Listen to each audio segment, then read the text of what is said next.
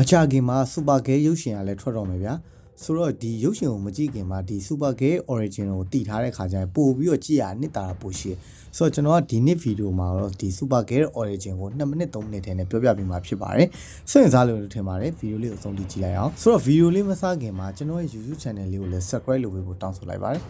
စလိုက်အောင်စူပါကဲရဲ့ origin comic ကြောင်းပြန်ကြည့်မယ်ဆိုလို့ရှိရင်တော့ तू ကအပြောင်းလဲနေရအောင်ပြည့်နေတယ်ဗျာ तू က Superman လို့ပဲနာမည်ကျော်ကြားပေမဲ့သူ့ရဲ့ဇလံပို့ပြီးတော့စိတ်ဝင်စားဖို့ကောင်းတယ်ပထမဆုံးအချိန်နဲ့စူပါကဲကို1958မှာ Action Comic Page 252မှာစတင်ပြီးမိတ်ဆက်ခဲ့ဗျာသူ့ကိုဒီ Otto Binder နဲ့ AI Plastino တို့ကဖန်တီးခဲ့ပြီးတော့ဒီဖန်တီးခဲ့တဲ့အချိန်တွင်းမှာပဲလူကြိုက်များတဲ့ဇာတ်ကောင်တစ်ကောင်ဖြစ်လာခဲ့အားလုံးပဲသိကြတဲ့အတိုင်းပဲ तू က Superman ဝမ်းကွက်ညမှာခါဆိုပဲဖြစ်တယ်သူက Crypto Joe ကနေမွေးခဲ့ပြီးတော့ Superman ကိုကာဝယ်ဖို့အတွက်ကဘာကိုဆေးလို့ချင်းခံတယ်ဒါပေမဲ့ကံကောင်းစွာနဲ့ပဲသူ့ရဲ့ဒီအာကာသရှင်က error တစ်ခုတက်ပြီးတော့ Superman အရွယ်ရောက်တဲ့အချိန်မှာသူကကဘာကိုရောက်လာခဲ့ Superman ကိုကာကွယ်ဆောက်ရှောက်ဖို့အတွက်သူ့ကဘာပေါ်လွတ်ခဲ့ပြီပဲသူကနောက်ကျသွားတဲ့အတွက် Superman ကပဲသူ့ကိုကာကွယ်ဆောက်ရှောက်ရတဲ့အခြေအနေကိုပြန်ရောက်သွားခဲ့ဒါတွေကလူတိုင်းသိတဲ့အဖြစ်အပျက်တွေပေါ့နော်ဒါပေမဲ့လူတိုင်းမသိတဲ့အဖြစ်အပျက်တစ်ခုလည်းရှိသေးတယ်အဲ့ဒါကဘာလဲဆိုတော့ဒီ Super Girl ဝတ်စုံပေါ့နော်ဒီခါရီဆိုရပထမဆုံးဝတ်ခဲ့ပြီးတော့မဟုတ်ဘူးပါအရင်က Superman ရဲ့တငယ်ချင်းဂျင်မီကမော်ကြောင်တုံးတစ်ခုနဲ့ဆူတောင်းမှုတစ်ခုလုပ်ခဲ့တယ်အဲ့ဒါဘာလဲဆိုတော့ Superman ကိုအပေါ်ရောက်အောင်ဆိုပြီးတော့ဆူတောင်းခဲ့အဲ့တော့ကဘာပေါ်မှာ Super Girl တယောက်ပေါ်လာခဲ့ပေါ့နော်အဲ့ကောင်မလေးက Superman နဲ့တူညီရဲ့စွမ်းအားတွေရှိခဲ့ပေမဲ့နောက်ဆုံးမှာ Superman ရဲ့အနေကိုကာကွယ်ရင်းနဲ့ပဲအသက်ပေးသွားခဲ့ရတာဒါက Super Girl ဆိုတဲ့နာမည်ကိုပထမ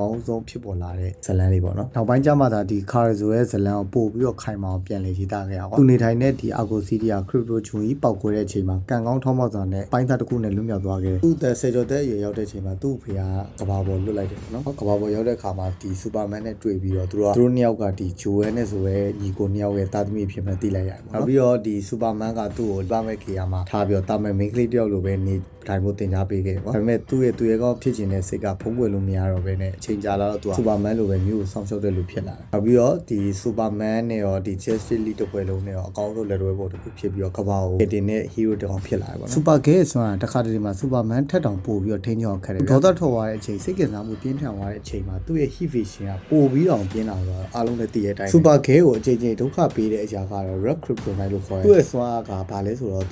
သူ့ရဲ့ power တွေကိုခဏပြောင်းလဲသွားပါတော့တခါလေမှရန်လိုတဲ့ဇယိုက်တွေတခါလေမှထူးဆန်းတဲ့အခြေအနေပေါ်လာတတ်တယ်ဒါကလည်းဒီ Super Girl ရဲ့ဇလံပို့ပြီးတော့အတုံးသွားပါနောက်ဗီဒီယိုကြရင်ကျွန်တော်ဒီ Kryptonite တွေအကြောင်းကဘယ်လိုမျိုးအကျိုးသက်ရောက်မှုရှိလဲဆိုတာပြောပြပေးမှာဖြစ်ပါတယ်ဆိုတော့ဒီနေ့ဗီဒီယိုလေးကဒီလောက်ပါပဲ